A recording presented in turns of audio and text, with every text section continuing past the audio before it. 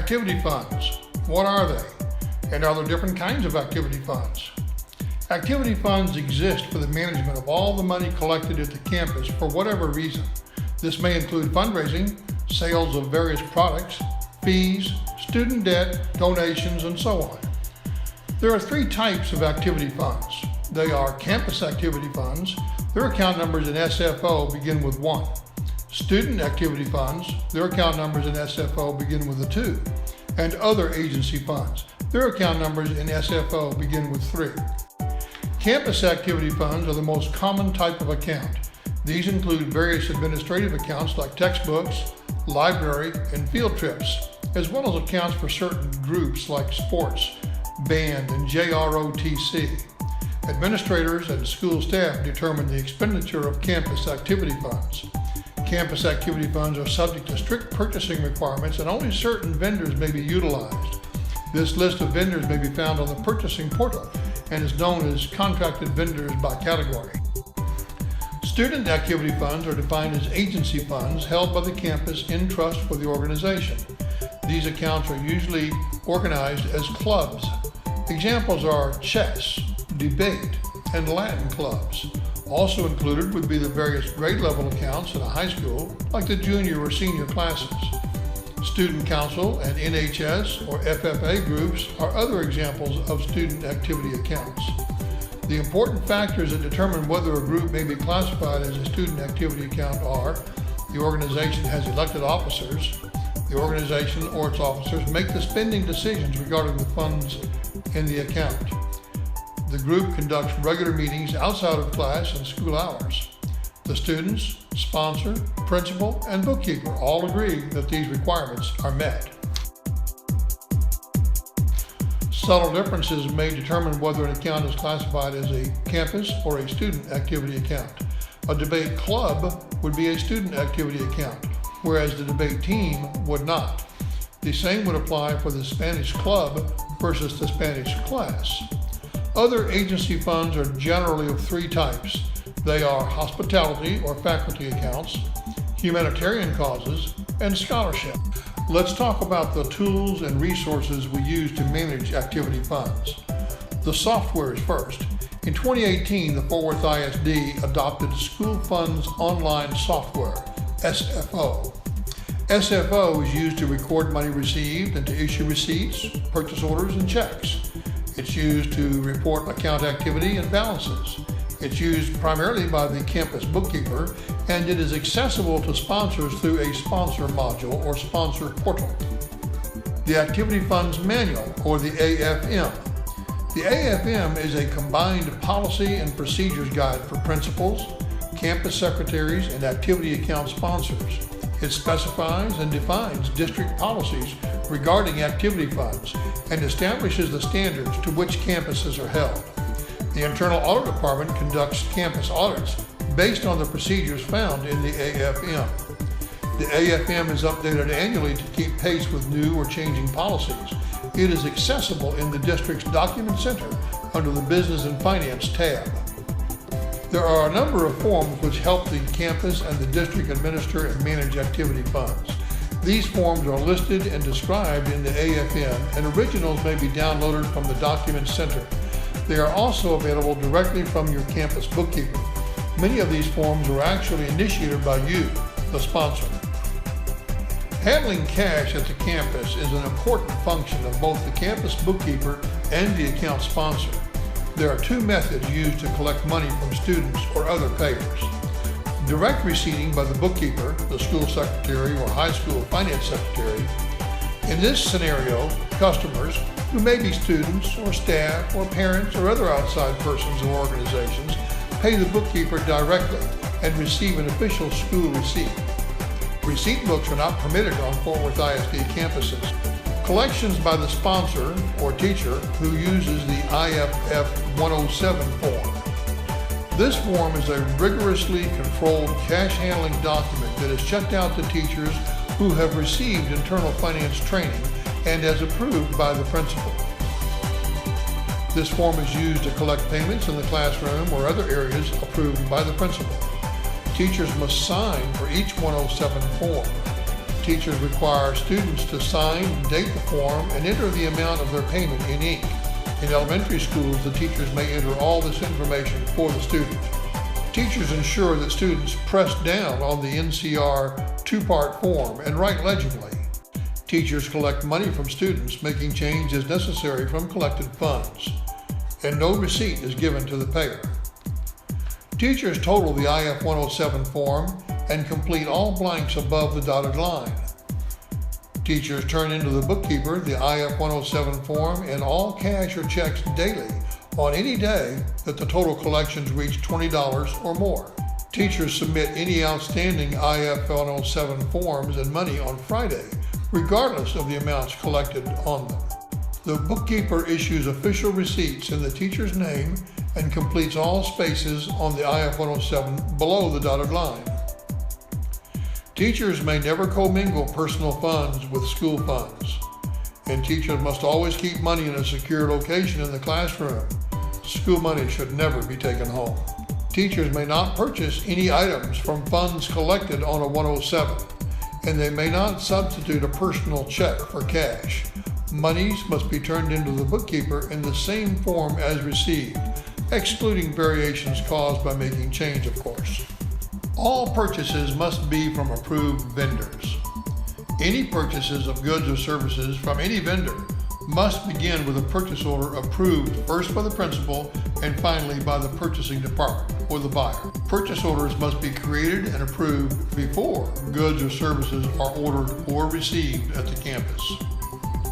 There are two methods of placing a purchase order when spending from activity funds. First, any purchase order using activity funds will be created within SFO unless the vendor appears on the must-use Munis vendor exception list. This list is published periodically by the purchasing department and distributed to campus bookkeepers. Second, if the vendor appears on this list, the bookkeeper will create the PO within Munis. If the PO is created in SFO, the option exists for the sponsor to create the PO within Sponsor Portal. Obtain Sponsor Portal URL address and instructions from your campus secretary. Whether the sponsor or the bookkeeper creates the PO, after the bookkeeper edits and submits the PO for approval, it moves electronically to the principal, who will approve or reject the PO. When the principal approves the PO, it is forwarded electronically to the purchasing department, where a buyer will either approve or reject the PO. In either case, the PO returns electronically to the bookkeeper. The bookkeeper will post approved POs to the activity account, print the PO, and notify the sponsor of approval. Approved SFO POs require the campus to order the goods or services. This is not done by purchasing. Approved Munis purchase orders are sent to the vendor automatically by purchasing. Fundraising may involve for-profit efforts, not-for-profit sales, the collection of dues or field trip payments, and humanitarian relief efforts or drives. In each case, the campus is proactive in some manner in the solicitation of funds from students, parents, or other outside entities. All fundraising proceeds generated by the school are receipted into an activity fund. Fundraisers and other sales or events of this nature require the approval of the principal by his signing the IF-116 fundraiser form. Your principal may verbally approve of your event in a meeting or conversation, but the approval is not final and official until the principal has signed the IF-116 form. Sponsors request the IF-116 form from the campus bookkeeper.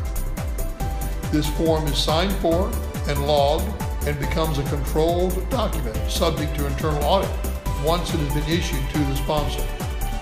Neither you nor the campus bookkeeper should solicit or receive money from any party towards the fundraiser until the principal has approved and signed it. Nor should you check out.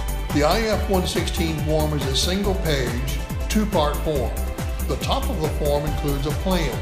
The bottom part of the form is used to recap the results of the fundraiser after the conclusion of the event and all revenues and expenses have been posted. The recap is used by you and the principal to evaluate the results of the event. Both the plan and the recap require the bookkeeper's, and the principal's signatures. Fundraisers are recommended to last no longer than 2 weeks. Some fundraisers might be a season long, however. For example, a school store might be run for a semester at a time, or yearbook sales might take the spring semester to complete. Fundraisers may fall into either of two broad categories. In the first kind, fundraisers such as World's Finest Chocolate involve the purchase of and then the subsequent sale of a product. These types of fundraisers require that your activity account already have sufficient funds to support the purchase of the product, since you may not make purchase commitments that would cause your account to have a negative balance, even for a short period of time. The second kind of fundraiser is used when funds are not available to make a purchase.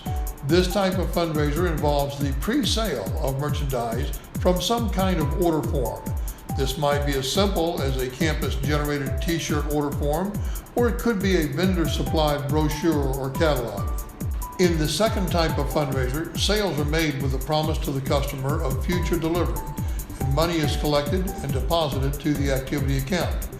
After the sales period has ended, the sponsor recaps the sales and prepares a purchase order in Sponsor Portal, or requests the bookkeeper to prepare a purchase order from the recap. This might involve requesting a quote from the vendor.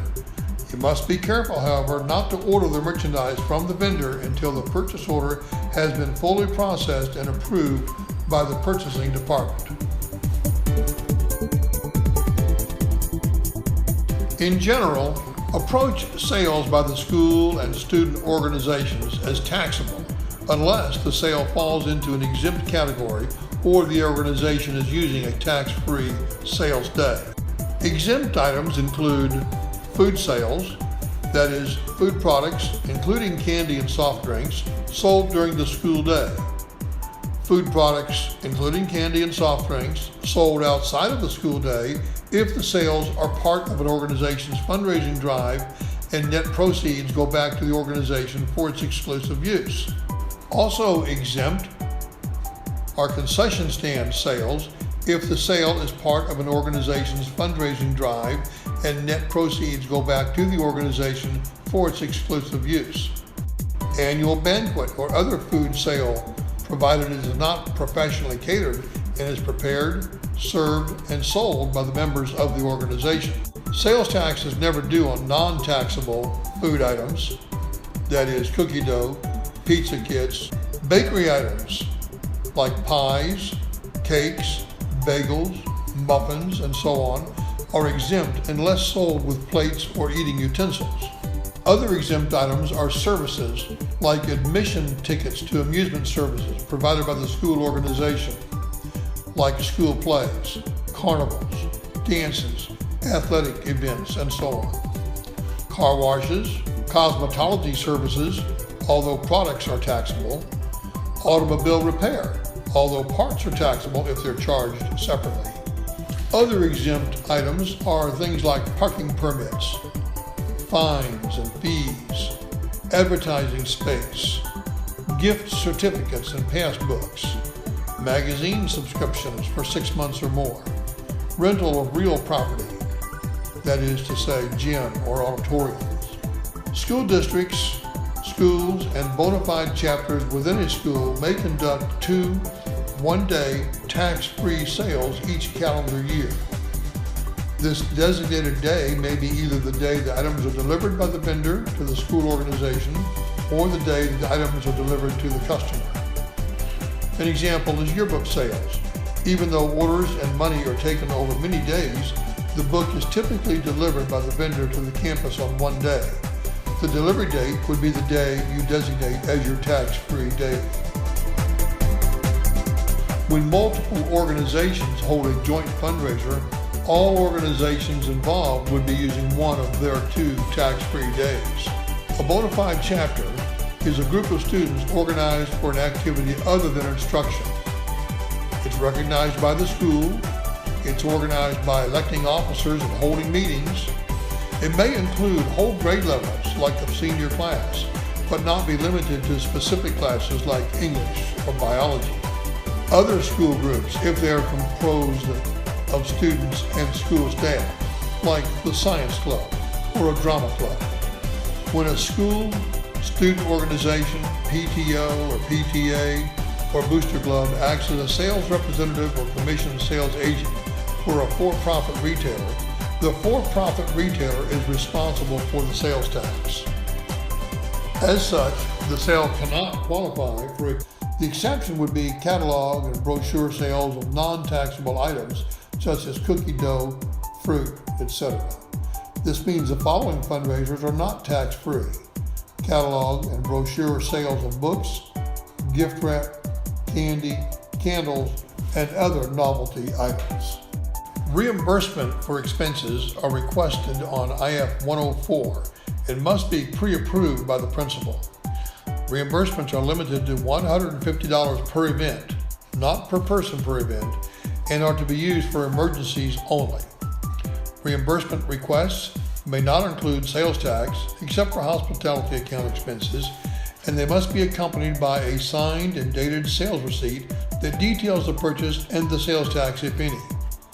Reimbursements are not authorized beyond 10 days of the purchase. The reimbursement process must not take the place of normal purchasing policies and procedures. From time to time, it may be necessary to advance funds, either to an employee or to a company with whom we have a purchase order. We should rarely pay for goods or services in advance of receiving them, but some common exceptions are deposits to hold a dance or other event venue and date, dues or registrations, concession stand change banks, book fair change drawers. Advances may also be made to a vendor who will not honor our purchase order, bill us that is, but requires payment at the time of the store visit. Note that we still require a PO internally, whether the vendor accepts it or not. Advances are requested on IFF 103 form and must also be pre-approved by the principal.